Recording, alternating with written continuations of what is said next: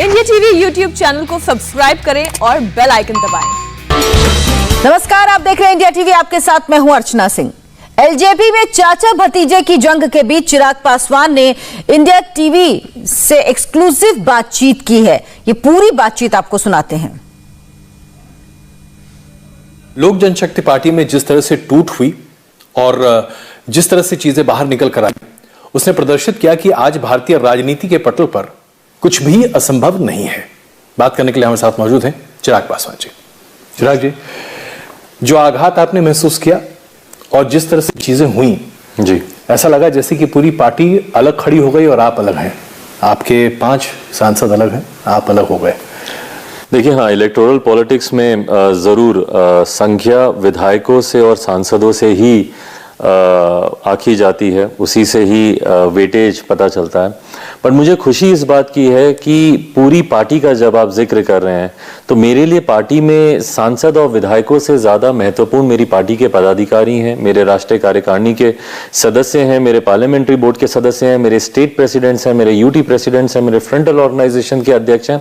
ये मेरे लिए ज़्यादा महत्वपूर्ण रखते हैं। और ये जो नेशनल एग्जीक्यूटिव है, ये मिनिमम ऑफ 75 की ये बॉडी होती है। और इसमें मुझे खुशी इस बात की है कि लगभग 95% 95% लोग आज की तारीख में भी मेरे और हमारे नेता आदरणीय रामविलास पासवान जी के विचारों के साथ खड़े हैं। 66 लोगों के एफिडेविट आज की तारीख में मेरे पास हैं और ये वो सदस्य हैं जो कि पिताजी के समय से ही, जब वो राष्ट्रीय अध्यक्ष थे तब से ही राष्ट्रीय कार्यकारिणी के सदस्य हैं। मुझे खुशी है इस बात की कि 36 में से एक लद्दाख का अगर हम लोग छोड़ दें, उसका हम लोग ने कभी प्रेसिडेंट बनाया ही नहीं था अभी तक, बट बाकी के जो 35 स्टेट्स एंड यूनियन टेरिटरीज मिला के हैं उसमें से 33 आउट ऑफ 35 हम लोग के साथ हैं। 15 फ्रंटल ऑर्गेनाइजेशन में से एक को छोड़कर बाकी सारे हमारे साथ हैं। तो हम लोग in terms of organisational setup जी, मुझे खुशी है कि पूरी पार्टी मेरे साथ है। हाँ, जरूर कुछ लोग ऐसे हैं जिसमें से कि 5 सांसद, और आपने सही कहा कि बहुत कम ऐसा उदाहरण देखने को मिलता है कि एक बड़ा गुट पार्टी से अलग हो जाए। पर अगर कोई अपनी महत्वाकांक्षाओं के लिए अगर वो पार्टी को धोखा देता है, पापा ने हमेशा कहा था कि पार्टी मां समान होती है, तो वो व्यक्ति विशेष को नहीं। और मुझे दुख इस बात का है कि ये धोखा मेरे साथ नहीं हुआ, ये बिट्रेयल मेरे साथ नहीं, ये रामविलास पासवान जी के साथ हुआ, उनके विचारों के साथ हुआ।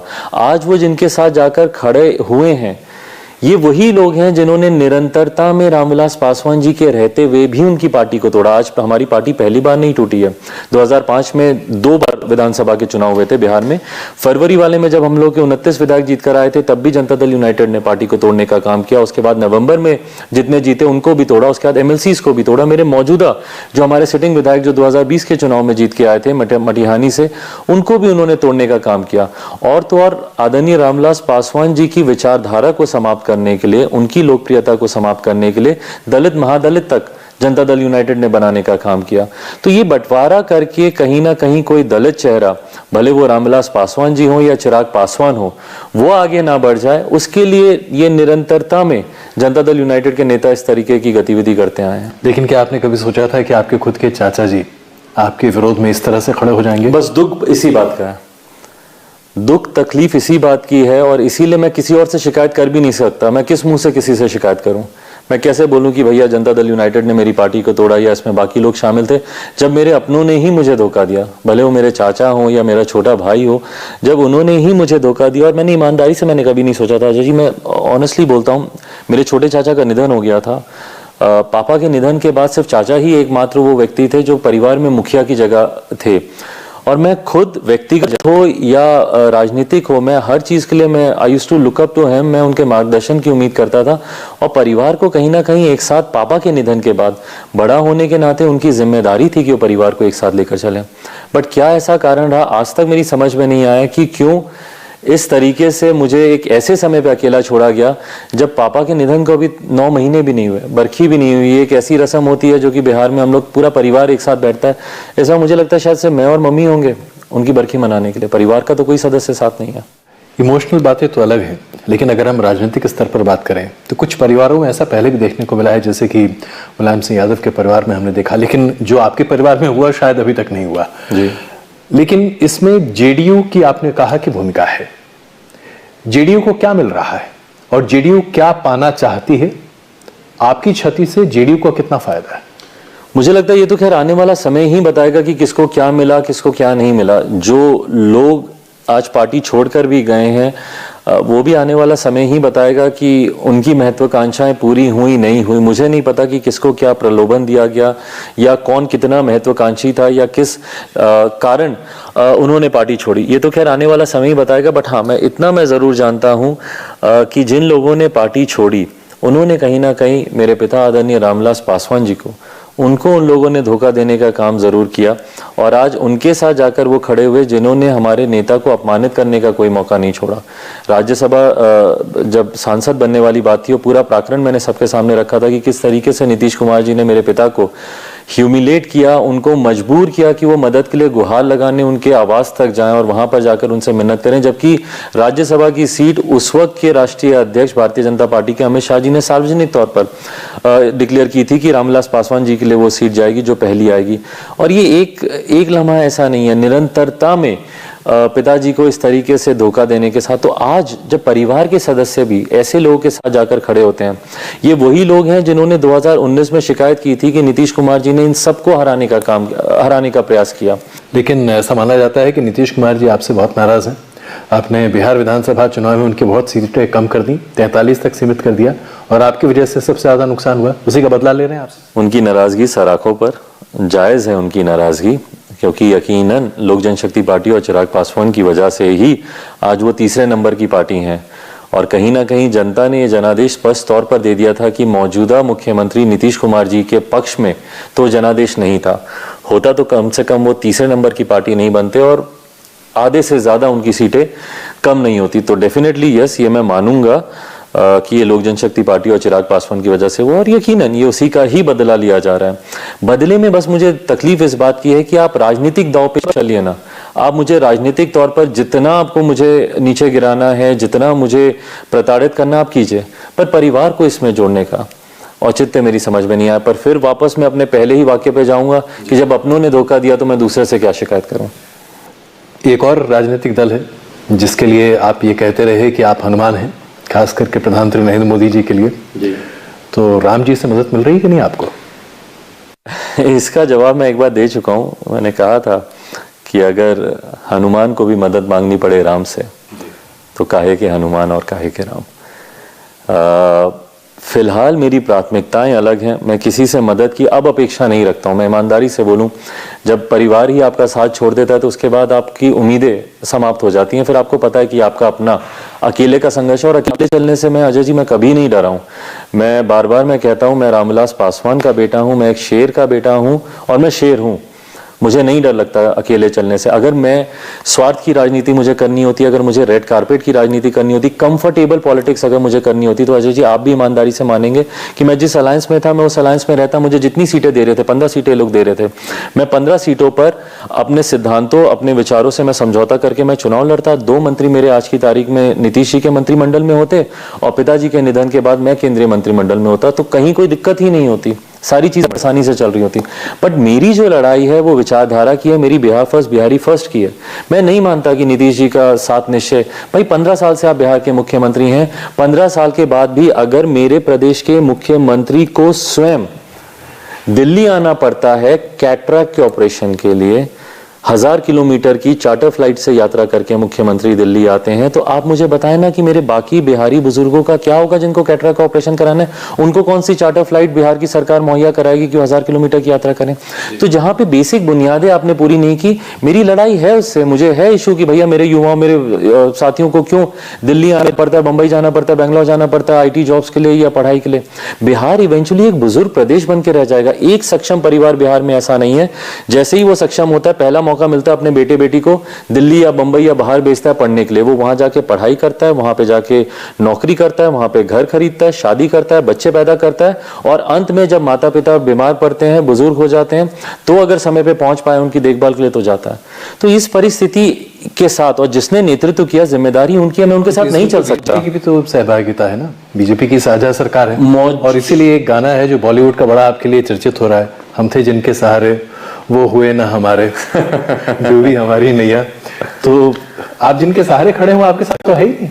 ये गाना मेरे लिए नहीं, ये गाना बिहार की जनता के लिए। बिहार की जनता जिनके सहारे खड़ी हुई वो उनके नहीं हो पाए। तकलीफ इस बात की। अब ये बताइए कि जो महागठजोड़ से आपको आमंत्रण आ रहा है और लालू प्रसाद यादव जी के बेटे आपसे आग्रह कर रहे हैं कि उनके साथ मिल जाइए, तो उस पर विचार है आपका? मेरे छोटे भाई हैं तेजस्वी, और ये ब्रेकिंग न्यूज़ नहीं है। ये नहीं कि आज ही मैं इन परिस्थितियों में उन्हें अपना छोटा भाई बोल रहा हूँ। मैंने निरंतरता में माना है वो मेरे छोटे भाई हैं। देखिए, व्यक्तिगत संबंध अलग होते हैं, राजनीतिक संबंध अलग होते हैं। पापा और लालू जी के अच्छे संबंध रहे हैं एक दूसरे के साथ, और उसी नाते मेरे और तेजस्वी के बचपन से हम लोग के संबंध अच्छे रहे हैं। पहले तो मैं धन्यवाद करूंगा उनका और उनकी पार्टी का कि जो प्रस्ताव उन्होंने दिया। पर आज की तारीख में मैं इतना जरूर बोलूंगा अजय जी, मेरी प्राथमिकताएं अलग हैं आज अपनी पार्टी को, क्योंकि मैं एक राजनीतिक के साथ साथ एक कानूनी लड़ाई भी लड़ रहा हूँ। तो मेरे डॉक्यूमेंटेशन कंप्लीट हों। स्पीकर साहब ने जिस तरीके से रातों रात 5 सांसदों के कहने पर, जो कि मेरी संविधान के बिल्कुल विपरीत है, मैं अध्यक्ष जी से जब मिला मैंने उनसे आग्रह भी किया कि सर, मेरी पार्टी का संविधान आप नहीं जानते होंगे क्योंकि आप 20 और पार्टियों को हेड करते हैं लोकसभा में, पर मेरी पार्टी का संविधान क्लियरली स्टेट करता है कि सेंट्रल पार्लियामेंट्री बोर्ड डिसाइड करता है कि मेरा नेता सदन कौन होगा। पिछली बार जब आपने मुझे नियुक्त किया था तब भी मेरे पार्लियामेंट्री बोर्ड की चिट्ठी के आधार पर ही आपने नियुक्त किया था। Including the rule book of parliament itself says, उसका अपेंडिक्स 4 का सब क्लॉज 2F क्लियरली बोलता है the definition of leader, leader is someone who is chosen by the party choose करके देती है। तो आपने मेरे सिर्फ सांसदों के कहने पर आपने उनको पत्र कैसे दे दिया? तो बहरहाल वो भी उनके समक्ष विचाराधीन है। जरूरत पड़ेगी तो अगले हफ्ते मैं न्यायालय भी जरूर जाऊंगा। मेरा विश्वास है कि बहुत जल्द न्यायालय से मेरे पक्ष में मुझे फैसला मिलेगा। तो मैं एक कानूनी लड़ाई भी मैं लड़ रहा हूं। तो मेरी प्राथमिकताएं आज की तारीख में अलग हैं। एक बार ऑफर अच्छा है ना आपके हिसाब से? अभी जैसा मैंने कहा, मुझे आपको कह रहे हैं एक उत्तर प्रदेश में 2017 में नारा था 2 लड़के, तो बिहार में हम 2 लड़के देखेंगे? मुझे नहीं पता कि भविष्य में के गर्भ में क्या है, और मैं उसके ऊपर अभी कोई टिप्पणी नहीं करूंगा। आज की तारीख में जैसा मैंने कहा कि मेरी प्राथमिकता है और मेरा विश्वास है हमारे प्रधानमंत्री पर कि उनका हनुमान बन के जब मैंने समय समय पर उनका हर परिस्थिति में मैंने उनका साथ दिया। अजय जी, आप भी जानेंगे, धारा 370 की बात हो, ट्रिपल तलाक हो, राम मंदिर निर्माण की बात हो, CA NRC की बात हो, ये वो विषय हैं जिसपे नीतीश कुमार जी, जो आज उनके गठबंधन के सबसे मजबूत साथी माने जाते हैं, उन्होंने उनका विरोध किया। अभी जब हमारे गृह मंत्री जब CA NRC को जब लागू करने की बात करेंगे देश भर में, तो उस वक्त नीतीश कुमार जी का क्या रुख रहेगा? क्योंकि इन्होंने तो विधानसभा में प्रस्ताव तक पारित कर दिया इसके खिलाफ कि इसको लागू नहीं होने देंगे। तो ऐसे में जब मैंने हर परिस्थिति में उनका साथ दिया, जैसे हनुमान ने भगवान राम का दिया, माता सीता को ढूंढने की बात हो या लंका दहन करने की बात हो, तो मैंने उनका साथ दिया। अब मेरा विश्वास है, मेरी उम्मीद है कि जब हनुमान का राजनीतिक वध हो रहा होगा तो ऐसे में राम खामोश नहीं रहेंगे, ये मैं उम्मीद करता हूँ। कोई संदेश अभी तक आया है? नहीं, फिलहाल मेरी कोई बातचीत किसी से नहीं हुई है। मेरे व्यक्तिगत संबंध पक्ष विपक्ष हर एक जगह है, उस नाते मेरी सबसे बातचीत हो रही है, बट ऑफिशियली अगर आप बोले तो नहीं, कोई बातचीत नहीं। कोई बातचीत। आज के मौजूदा परिस्थिति में क्या ये आपको नहीं लगता कि राजनीतिक वजन तय करता है कि कौन राम और कौन हनुमान, और क्या राम हनुमान के लिए सामने आएंगे या हनुमान राम के लिए सामने आएंगे?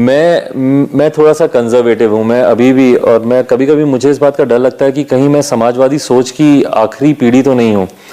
मेरी सोच अलग है। जैसा मैंने कहा कि अगर मुझे अपने राजनीतिक कद और राजनीतिक हैसियत का ही ध्यान देना होता और अपने व्यक्तिगत उसका ध्यान देना होता, तो शायद आप केंद्रीय मंत्री चिराग पासवान से आज की तारीख में बात कर रहे होते, अगर वो निर्णय मुझे इस आधार पर लेना होता। वो आपके लिए फायदेमंद नहीं होता क्या? संघर्ष का रास्ता नहीं, मेरे बिहार के लिए नहीं होता।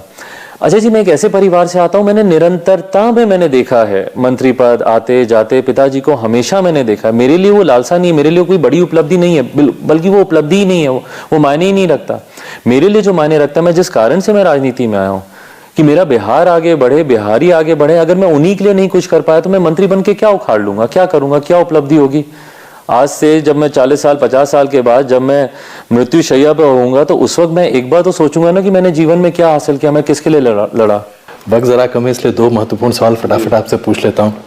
नीतीश जी को कोई आप किस तरीके से आप देख रहे हैं, और क्या आपको लगता है कि नीतीश कुमार जी की अगुवाई में अभी जो बाकी 4 साल के आसपास पड़े हुए हैं, 3.5-4 साल के आसपास, बिहार में कुछ होने वाला है या बस काम चला लीपापोती हो रही? पहले तो मैं ये नहीं मानूंगा कि उनकी अगुवाई में अभी 3.5-4 साल का समय बाकी है। मैं ये मान के चलता हूँ, and please put this on record, ताकि जिस दिन हो तो आप प्लीज मेरी बाइट मुझे वापस सुनाइएगा। मैं मान के चलता हूँ कि अगले लोकसभा से पहले बिहार के विधानसभा के चुनाव होंगे, और ये मैं ही नहीं कह रहा हूँ, ये मुझे लगता है नीतीश जी भी इस बात को मानते हैं। इतना समय उन्होंने मुख्यमंत्री तीसरी बार बनने के बाद मुख्यमंत्री कार्यालय में नहीं बिताया जितना समय उन्होंने अपने पार्टी के कार्यालय में बिताया।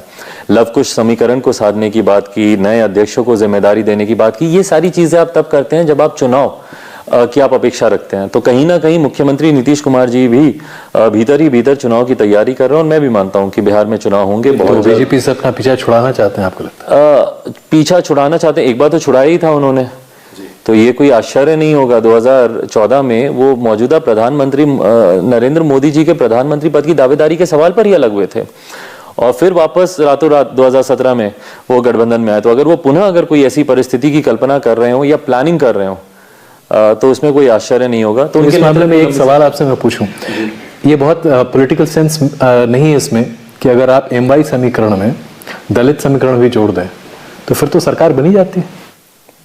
बिल्कुल, ये सारी पॉसिबिलिटीज डेफिनेटली सामने हैं जिसकी आप चर्चा कर रहे हैं, बट मेरे लिए अभी वो प्राथमिकता नहीं है इन समीकरणों पे चर्चा करना। और मैं ईमानदारी से मैं बोलता हूँ, मैं बहुत ज्यादा समीकरण से ज्यादा मैं 12 करोड़ बिहारियों की मैं बात करता हूँ और मेरे हिसाब से एक जाति सबसे बड़ी है, वो है गरीबी की जाति, जिसमें हर जात पात धर्म मजहब के लोग हैं। तो मैं उन सबको एक साथ लेकर चलने की बात करता हूँ। तभी मैंने अभी आशीर्वाद यात्रा का मैंने जिक्र किया और आशीर्वाद यात्रा के तुरंत बाद मैं एक पद यात्रा मैं चाहता हूँ कि 8 अक्टूबर जिस दिन पापा का निधन हुआ था उस दिन से मैं एक पद यात्रा की मैं शुरुआत करूँ। 2 महीने, 4 महीने, 6 महीने गाँव जाऊँगा और उन लोगों को मुझे अपने साथ रखना है जिनके पास आज़ादी के 70 साल के बाद भी जीने के लिए मूलभूत ज़रूरतों का अभाव है। तो क्या हम एक भावी मुख्यमंत्री या उप मुख्यमंत्री से बात कर रहे हैं बिहार के? बहुत मतलब ये सवाल कहाँ से आया? ये बाउंसर थे आपके सारे सवालों में? बिल्कुल भी नहीं। जैसा मैंने कहा कि अगर मुझे पद की लालसा होती तो शायद इससे बेहतर कोई अपॉर्चुनिटी नहीं थी मेरे पास। 2020 के चुनाव 2 मंत्री मेरे वहां पे, मैं खुद केंद्र में मंत्री रहता। हमारी सारी शुभकामनाएं आपके साथ और आशीर्वाद यात्रा आपके लिए शुभ हो, हम यही उम्मीद करते हैं। बहुत धन्यवाद बातचीत। Thank you so much. नमस्कार। अभी एक ब्रेक, आगे आपको दिखाएंगे 100 करोड़ के वसूली कांड में कैसे कसा अनिल देशमुख पर शिकंजा। नमस्ते, मैं हूं मीनाक्षी जोशी। वीडियो और खबरों से अपडेट रहने के लिए India TV YouTube channel subscribe करें, बेल आइकन दबाना ना भूलें। जुड़े रहें इंडिया टीवी के साथ।